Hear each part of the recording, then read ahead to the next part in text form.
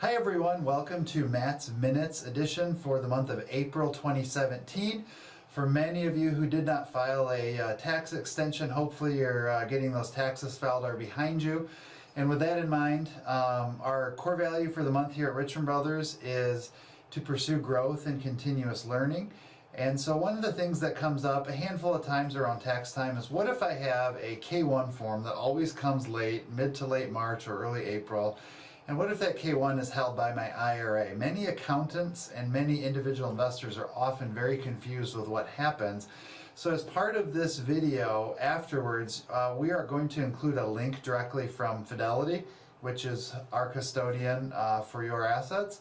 And basically what the link says is, if you own a K-1 asset, which is a partnership that chooses to be taxed that way in an IRA account, and you receive a K-1, if you have under $1,000 of UBTI, which is unrelated business taxable income, which is box 20 of your K-1, you don't have to file anything. However, if you have over $1,000, the custodian who holds your money has to file a Form 990, and if there are taxes due, your IRA has to pay the taxes. This is not something that is held or filed directly by you personally. Your IRA account is the owner of that partnership. So there's a very straightforward, very simple to read link we're going to include as part of this follow-up on the video. So again, continuous growth and learning. And sometimes, why do you own those companies? Well, sometimes they have really good growth prospects, and they could be a good holding within your portfolio over the next 3, 5, and 10 years. To clarify, if you own it in an IRA or Roth or retirement account, that's what I'm speaking about. If you own it outside in a joint or trust or non-qualified, you do actually have to file the K-1. Moving on from that, we have seen a general uptick as far as positive returns go so far this year, and a lot of you have seen this and it's been reflected back to us in our discussions. Many of you attended our State of Your Money seminar at the very end of last month, so those of you that came out, thank you for attending and thank you for coming to listen to us. With this uptick, eventually, anytime there's an uptick, we eventually want to move on and we want to skim gains and we want to reduce holdings. We want to keep making sure that pie is the right allocation for you, and we want to take some gains off the table, especially if things were going well. And the question is, as you get to those pivot points, many of us have discussed, is there a point in your portfolio where we can pivot more conservative, more stability, that sort of thing? How do we quantify that risk? If you tell us we want to be conservative, what does that actually mean?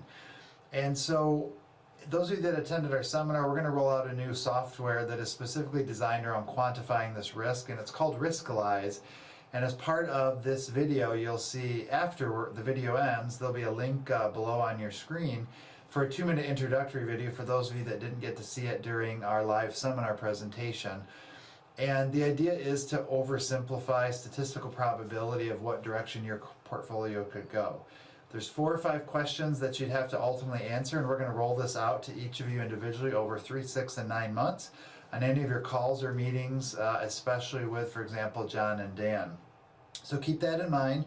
And again, it's a way that we can look at what risk level is your portfolio, what risk level do you want it to be, and then how do we over time bring those two together so it makes sense to you, help bridge that gap of communication. So we found it to be very powerful in the people we have tested it with and are excited for all of you to see that.